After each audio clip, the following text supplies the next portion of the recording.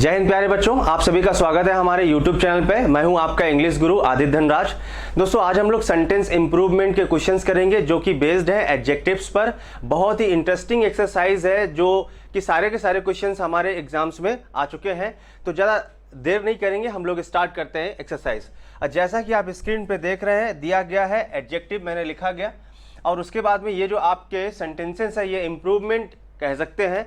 देखिए, sentence improvement का मतलब ये होता है कि अगर अंडरलाइन वाला पार्ट जो है आपका वो गलत है तो आप उसमें इंप्रूव करने की कोशिश करिए और सही उसका ऑप्शन बताइए, और अगर उसमें कोई इंप्रूवमेंट की जरूरत नहीं है तो उसका आंसर होगा नो इंप्रूवमेंट। ठीक है, आप समझ गए होंगे। एडजेक्टिव्स के सारे क्वेश्चंस हैं।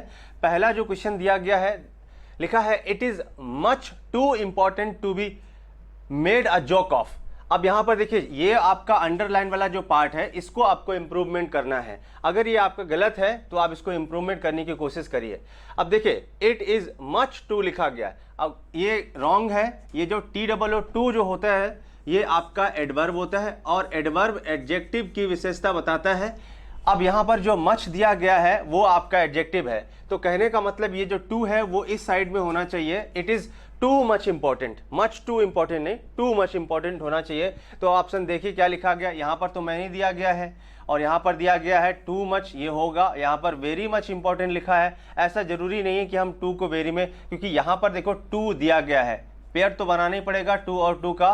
तो आंसर आपका होगा टू मच इंपॉर्टेंट। समझ गए, मैनी होगा नहीं, और यहाँ वेरी का यूज करोगे तो फिर टू नहीं यूज कर सकते, इसलिए आपका आंसर हुआ ए वाला। चलिए अब दूसरा क्वेश्चन देखते हैं। दिया गया है you are junior than me in age. आप सभी लोग जानते हैं जो जूनियर होता है, जूनियर के साथ में प्रीपोजिशन देन नहीं आता है, टू आता है। तो ये बिल्कुल आसान सा क्वेश्चन है। आप देख लें इसमें टू कहाँ, यहाँ पर ऑफ दिया गया है, सी वाले ऑप्शन में टू दिया, ए वाले ऑप्शन में टू दिया, और टू यहाँ पर यूज करने के बाद मी इन एज लिखा गया है, तो इन बनाए रखेंगे, जबकि एट इसमें दिया गया है। तो आपका आंसर जो होगा बी नहीं होगा और सी नहीं होगा, आपका आंसर होगा A, you are junior to me in age. Okay, next तीसरा क्वेश्चन जो दिया गया है, Mumbai is larger than many other towns in India. तो यहां पर देखिए क्या लिखा है, मुंबई इज लार्जर लिखा गया है। अब ये कंपैरेटिव डिग्री है, देन लिखा गया, ठीक है, कंपैरेटिव डिग्री के साथ देन आता है, और many other towns in India लिखा है। तो यहां पर लार्जेस्ट देखिए ये होगा नहीं, क्योंकि यहां पर देन का यूज किया, अंडरलाइन सिर्फ ये है, और पॉजिटिव डिग्री भी नहीं होगा, ये भी पॉजिटिव डिग्री नहीं होगा। तो आपका आंसर हुआ क्या, नो इंप्रूवमेंट। ये पहले से ही आपका क्वेश्चन सही है। चलिए अब हम लोग बढ़ते हैं नेक्स्ट क्वेश्चन की तरफ। क्वेश्चन नंबर दिया गया है आपका फोर्थ। दिया गया है the train brought more respite from the heat. अब रेस्पाइट, यहां पर अंडरलाइन जो वर्ड है आपका मोर रेस्पाइट दिया गया है। देखिए, मोर जो है वो मैनी का भी कंपैरेटिव होता है और मच का भी कंपैरेटिव होता है, लेकिन यहाँ देन तो यूज नहीं, कंपैरिजन हो नहीं रहा। इसका मतलब ये क्वेश्चन आपका कैसा है, रॉन्ग है। और रेस्पाइट का मतलब जो होता है आपका, वैसे भी रेस्पाइट अनकाउंटेबल नाउन होता है, जैसे रेस्पाइट मतलब देरी, विलंब कह सकते हैं, तो या विराम कह सकते हैं, रुक गई, हाल्ट या कह सकते हैं। तो उस तरीके से यहाँ पर आपका क्या होगा, देखिए मोस्ट का यूज नहीं करेंगे। उसके बाद में सिवियर ड्रॉट जैसे लिखा गया ये भी नहीं होगा। आपका आंसर जो मोर लिखा गया है वहां पर होगा क्या, मच होगा, much respite from the heat. जो इंजन जो है वो गर्म हो गया है, उसकी वजह से वो मशीनरी ब्रेकडाउन हो गई, रुक गई, तो उसका जो रेस्पाइट है वो कैसा हो गया, बहुत ज्यादा, ये कहने का मतलब। लेकिन अनकाउंटेबल होता है, इसीलिए मच का यूज करेंगे। आंसर कौन सा हो गया आपका, ए वाला। 5 नंबर क्वेश्चन दिया गया है he speak so fast to be understood. अब देखिए, सो का जब यूज करते हैं तो आप जानते हैं, सो का जब यूज करते हैं तो हम दैट से कनेक्ट करते हैं यहाँ पर, जबकि यहाँ पर किससे कनेक्ट किया गया, TO से। तो इसका मतलब ये जो पेयर बन रहा है TOO और टू के साथ वाला पेयर बन रहा है। तो आप उसी तरीके से देखो, ए वाले में दिया है very fast to be understood, too fast to be understood, और उसके बाद में टू फास्ट दैट से यूज किया। इसका मतलब देखिए ये वाला ऑप्शन आपका रॉन्ग हो गया, सी ऑप्शन नहीं कर सकते। उसके बाद में वेरी फास्ट टू बी, ये भी नहीं हो सकता, ठीक है। और उसके बाद में नो इंप्रूवमेंट तो हो ही नहीं सकता, क्योंकि उसको हमें करेक्ट करना है। आंसर क्या हो गया हमारा, बी वाला। He speaks too fast to be understood, वो इतनी तेजी से बोलता है कि वो समझ नहीं सकता कोई दूसरा व्यक्ति, ऐसा, ठीक है। नेक्स्ट 6 नंबर क्वेश्चन दिया गया है I will not buy some mango, sorry mangoes. तो यहाँ पर देखिए सेंटेंस नेगेटिव दिया गया, नेगेटिव सेंटेंस में हम सम का यूज नहीं करते। नेगेटिव सेंटेंस हो, इंटेरोगेटिव सेंटेंस हो या कोई सेंटेंस इफ से स्टार्ट हो तो हम एनी का यूज करते हैं। बिल्कुल आसान सा क्वेश्चन है, सी का आंसर होगा। आ लिटिल यूज नहीं कर सकते क्योंकि अनकाउंटेबल के लिए होता है, और मच यूज नहीं कर सकते क्योंकि ये अनकाउंटेबल के लिए होता है। ठीक है, चलिए हम लोग नेक्स्ट क्वेश्चन पे बढ़ते हैं। हमारा 7 नंबर क्वेश्चन दिया गया, आप देखने की कोशिश करें। दिया गया है no other snake is as poisonous as this one. तो नो अदर आपका सही है, ठीक है। और स्नैक क्या है, यहाँ पर सिंगुलर है, सिंगुलर के साथ वर्ब कैसा आएगा, इज आएगा। और उसके बाद में ये एज और एज का पेयर है, समझ पा रहे हैं ना। और उसके बीच में जो पॉइजनस वर्ड यूज किया गया वो एडजेक्टिव है, पॉजिटिव डिग्री में है। तो इसका मतलब देखते हैं, आर यहां पर दिया गया जबकि गलत हो जाएगा, सिंगुलर होना चाहिए। अब इज मोर पॉइजनस, मोर के साथ में देन आता है, ये भी ऑप्शन नहीं होगा। Is poisonous than this one लिखा गया है। अब यहां पर देखिए देन लगा दिया लेकिन मोर नहीं है, तो आपका आंसर सी नहीं होगा। इसलिए आपका आंसर क्या होगा, नो इंप्रूवमेंट। ये इंप्रूवमेंट इसलिए हो, नो इंप्रूवमेंट इसलिए होगा क्योंकि वो पहले से ही आपका सही है, और वैसे भी कोई भी ऑप्शन मैच नहीं कर रहा। ठीक है, चलिए नेक्स्ट आपका 8 नंबर पे दिया गया है, she found a wooden broken table in the room. देखिए यहां पर ये क्वेश्चन इंपॉर्टेंट है, ध्यान रखिएगा। इस तरह के क्वेश्चंस होते हैं जब किसी भी नाउन को कई तरह के एडजेक्टिव्स क्वालिफाई करते हैं, तो उनका एक क्रम होता है। जैसे यहाँ पर देखो टेबल है, कैसी है, ब्रोकन है, और वो भी कैसी है आपका, वुडन है। तो वुडन हो गया आपका मटेरियल, उसका क्या है, वुडन, और ब्रोकन जो है उसकी स्थिति है, साइज या शेप या उसका, है ना। तो यहां पर जो ब्रोकन वर्ड है वो आपको पहले यूज करना है और वुडन आपको बाद में यूज करना है। एक कोड होता है SSACN और M, size, shape, age, colour, nationality, और उसके बाद में मटेरियल। तो मटेरियल बाद में आएगा, तो यहां पर हम लोग वुडन को बाद में ले जाएंगे। आंसर देखिए आप क्या लिखा गया, ब्रोकन पहले लगाएंगे, वुडन बाद में लगाएंगे। तो बिल्कुल आंसर सिंपल सा है, आपका बी वाला होगा। ठीक है, उसके बाद में नेक्स्ट जो 9 नंबर क्वेश्चन दिया गया है, नो वन अदर, क्या लिखा है, no one other reason than poverty is hampering India's progress. तो ये देखिए, ये आपका जैसे यहां पर लिखा है ना नो अदर होता है, यहां पर नो वन अदर दिया गया है, ये गलत है आपका क्वेश्चन। मतलब जो अंडरलाइन वाला पार्ट है आप देख लीजिए, आंसर क्या होगा, नो अदर होना चाहिए। नो अदर ये है, नन अदर ये दिया गया है, नो अनोदर दिया गया, ये ऑप्शन नहीं होगा, बी वाला ऑप्शन नहीं होगा। ठीक है, तो हमारा ऑप्शन बिल्कुल आसान है, सॉरी। यहाँ नो अदर वाला जो क्वेश्चन होगा आपका वो एज और एज वाले फॉर्मेट से बनता है, इसका मतलब ये भी ऑप्शन नहीं होगा। हमारा ऑप्शन जो होगा वो बी वाला होगा, कोई बात नहीं, कभी कभार हो जाता है। तो नन अदर देन, ये होता है ना क्या, नन अदर देन, ये आंसर होगा। क्योंकि यहां पर नो अदर का यूज करोगे तो नो अदर का यूज के साथ हम देन का यूज नहीं करते, एज और एज के फॉर्मेट आते हैं, जबकि यहां पर नन अदर के साथ देन का यूज किया जाता है। ठीक है, तो हमारा आंसर होगा आपका बी वाला। उसके बाद में हमारा 10 नंबर क्वेश्चन बहुत इंपॉर्टेंट है, एसएससी सीजीएल का है ना। इसमें 2 ऑप्शंस गलती से छूट गए, मैं आपको लिख के बता देता हूं। चलिए, लिखा गया है the rays of the sun that is setting glimmer like golden. अब यहां पर जो अंडरलाइन वाला पार्ट है उसको आप देखने की कोशिश करें। मैं ऑप्शन जो है सी वाला ऑप्शन यहां पर लिख दे रहा हूं। दिया गया है द सेटिंग सन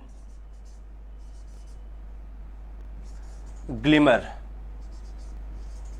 और उसके बाद में चौथा जो ऑप्शन है डी वाला वो आपका नो इंप्रूवमेंट है। चलिए अब इसको करने की कोशिश करते हैं। तो दिया गया है the sun rays the rays of the sun that is setting glimmer. यहां पर सन की रेज की बात कर रहा है, चलो ठीक है। और दैट इज सेटिंग, जो कि क्या है, डूब रहा है। और उसके बाद में ये मेन वर्ब यूज कर दिया, ग्लिमर लाइक गोल्डन थ्रेड्स। तो ये थोड़ा सा मतलब ये जो आपका कलेक्शन है जो शब्दों का, वो थोड़ा सा बैलेंस नहीं है। कहने का मतलब इस सेंटेंस को कैसे लिखेंगे, improvement, the rays of the sun लिखोगे, और फिर उसके बाद में दैट इज सेटिंग, जो कि डूब रहा है, फिर उसके बाद में ग्लिमर करोगे, तो ये थोड़ा सा कंफ्यूजन लग रहा है। तो यहाँ पर ए वाला ऑप्शन दिया गया द सनसेट ग्लिमर्स, या लिखोगे the rays of the sunset glimmer, या तो फिर एपोस्ट्रोफियस लगाओ, तो ये ऑप्शन होगा नहीं। द सेट सन ग्लिमरिंग लिखा गया, ये भी नहीं। आंसर जो मैंने लिखा है वो वाला होगा कि the setting, the rays of the setting sun, मतलब डूबते हुए सूरज की जो किरणें हैं, ये आंसर होना चाहिए। डूबते हुए सूरज की जो किरणें हैं, तो the rays of the setting sun, उसके बाद में क्या आएगा, ग्लिमर। और ग्लिमर्स यूज नहीं करेंगे क्योंकि ये देखिए सिंगुलर नहीं है, यहाँ पर सब्जेक्ट क्या है आपका, प्लूरल है। कोई बात नहीं है, गलती से छूट गया था, आप समझ लो इसको। The rays of the setting sun glimmer होना चाहिए। आंसर जो है आपका सी वाला होगा। चलिए ठीक है, नेक्स्ट हमारा जो क्वेश्चन दिया गया है 11 नंबर में, देखने की कोशिश करिए। लिखा गया है will you lend me few rupees for the taxi fare. अब उसने कहा टैक्सी फेयर के लिए उसको कुछ रुपए चाहिए, तो यहां पर तो सिर्फ फ्यू का यूज किया गया, जबकि अकेला जो फ्यू का यूज किया जाता है ना वो नेगेटिव होता है, मतलब कुछ तो पैसे चाहिए उसको, तो कम से कम आ फ्यू का यूज करना चाहिए। ठीक है, तो यहां पर देख लीजिए, यहां पर दिया लेंड मी आ फ्यू रुपीज और लेंड मी एनी रुपीज, ये ऑप्शन नहीं होगा। बोरो का उल्टा हो गया, आंसर हो गया क्या आपका, बी वाला। ठीक है, चलिए नेक्स्ट जो हमारा 12 नंबर क्वेश्चन दिया गया है, this material is not much enough for me. देखिए जब इनफ का यूज करते हैं तो इनफ को किसी भी दूसरे एडवर्ब से क्वालिफाई नहीं करते, इसलिए ये बिल्कुल आसान सा क्वेश्चन है, मच का यूज हम नहीं कर सकते, सीधा यूज करेंगे this material is not enough for me. ये है इनफ, अपने आप में कंप्लीट एडवर्ब है। ठीक है, आंसर हो गया आपका सी वाला। उसके बाद में 13 नंबर क्वेश्चन देखने की कोशिश करें। लिखा गया है I have been to a few of his task, मतलब उसने कहा कि I have been to a few लिखा गया, और उसकी टास्क मतलब जैसे टास्क हो सकता है, उसके प्रोग्राम्स हो सकते हैं, उसने कहा कि मैंने विजिट किया है उनके कुछ ही task, but understood little of what he has said. लेकिन उसने कहा कि मैं कुछ भी नहीं समझ पाया, तो उसके बट लिखा गया, इसका मतलब अपोजिट है कि उसने कुछ ही टॉक्स को अभी अटेंड किया, फिर भी वो थोड़ा बहुत समझ लेता है। तो यहां पर लिटिल की जगह पर होना चाहिए क्या, आ लिटिल होना चाहिए। ऑप्शन देख लीजिए, लिटिल ये ऑप्शन होगा नहीं, आ little of what he said ये से, और इसमें भी लिटिल दिया गया, तो आंसर बिल्कुल आसान सा है, आ little of what he has said, ये है। चलिए नेक्स्ट एक्सरसाइज करने की कोशिश करेंगे। 14 नंबर क्वेश्चन दिया गया है, the last census tells this, जो सेंसस मतलब जनगणना, उससे क्या बताता है वो, कि that the population of Calcutta is greater then any other town in India. ये क्वेश्चन बहुत ही पॉपुलर होता है, समझ पा रहे हैं ना। तो यहां पर जो दिया गया द पॉपुलेशन ऑफ कलकत्ता, यहां कलकत्ता की बात नहीं कही गई है, किसकी कही गई बात, पॉपुलेशन की कही गई है, समझ पा रहे हैं ना। तो दूसरे भी टाउन की पॉपुलेशन की बात होनी चाहिए, ना कि टाउन्स की। तो आप जानते हैं than those of, than that of, ऐसा जो यूज करते हैं ये बैलेंस नहीं है। आप देख लें, बिल्कुल आसान है। आर लिखा, आर होगा नहीं क्योंकि पॉपुलेशन सिमिलर होता है। Is greater than all other towns, ये भी कंपेरिजन गलत है। Is greater than that of, ये होना चाहिए क्या, than that of any other town in India, क्योंकि यहां पर कलकत्ता का जो पॉपुलेशन है वो दूसरे टाउन से नहीं कर सकते कंपैरिजन, दूसरे टाउन्स के भी पॉपुलेशन होने चाहिए। ठीक है, तो आंसर हमारा क्या हो गया, सी वाला। चलिए नेक्स्ट दिया गया आपका 15 number question, from all accounts she is the best and honest student of the class. देखिए जब किसी भी पर्सन की दो क्वालिटी को हम मतलब डिस्क्राइब करते हैं, जैसे कि ये सुपरलेटिव डिग्री है, तो ये भी एंड से जोड़ने पर सुपरलेटिव डिग्री ही होना चाहिए। तो इसका मतलब है from all account she is the best and most होना चाहिए, मोस्ट ऑनेस्ट। यहां पर लिखेंगे क्या, मोस्ट ऑनेस्ट। दो डिग्रीज को तो सेम कैटेगरी में जोड़ना चाहिए।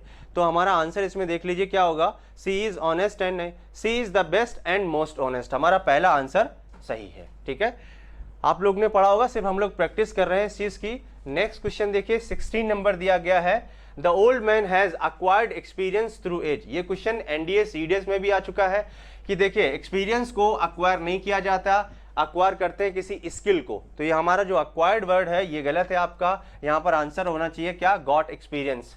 समझ पा रहे ना, इंप्रूवमेंट करना पड़ेगा, सीधा एक्सपीरियंस लिख दोगे कि the old man has experience through age, ये नहीं चलेगा। डेवलप्ड, एक्सपीरियंस को डेवलप नहीं किया जाता, क्या, या तो रीच एक्सपीरियंस होता है, या गेन एक्सपीरियंस होता है, या गेट एक्सपीरियंस होता है। तो आंसर हमारा क्या होगा, डी वाला। उसके बाद में 17 नंबर क्वेश्चन दिया गया है, I was struck by his singular appearance. ये भी बहुत अच्छा क्वेश्चन है। आई वॉज स्ट्रक का मतलब होता है प्रभावित होना, उसके सिंगुलर अपीयरेंस से, सिंगुलर अपीयरेंस नहीं। एक्चुअली जब कोई भी प्रोग्राम होता है, कोई भी व्यक्ति अपना अकेला परफॉर्म करता है, उसको सिंगुलर अपीयरेंस नहीं, सिंगल अपीयरेंस बोलते हैं। ठीक है, ये सिंगुलर गलत है। आंसर हमारा देखिए इसमें वर्ड दिया होगा क्या, सिंगल अपीयरेंस। हेड स्ट्राइकन दिया गया है, तो आई वॉज के बाद में ये तो गलत हो जाए, बी वाला ऑप्शन नहीं होगा, ए नहीं होगा, आंसर क्या होगा? C. I was struck by his single appearance, ना कि सिंगुलर। चलिए नेक्स्ट क्वेश्चन देखते हैं। 18 नंबर क्वेश्चन दिया गया है, honesty is more superior than riches. बिल्कुल आसान है, सुपीरियर वर्ड दिया गया है, सुपीरियर के साथ में देन का यूज नहीं करते, टू का यूज करते हैं, और हम मोर का भी यूज नहीं कर सकते क्योंकि सुपीरियर पहले से ही कंपैरेटिव डिग्री है। बिल्कुल आसान है आपके लिए, आंसर देख लीजिए, बिल्कुल सिंपल है, डी वाला होगा, honesty is superior to riches. ठीक है, ज्यादा इसमें डिस्कस करने की जरूरत नहीं है, प्रैक्टिस कर रहे हैं। लिखा है both of them are good but this is the best of the to.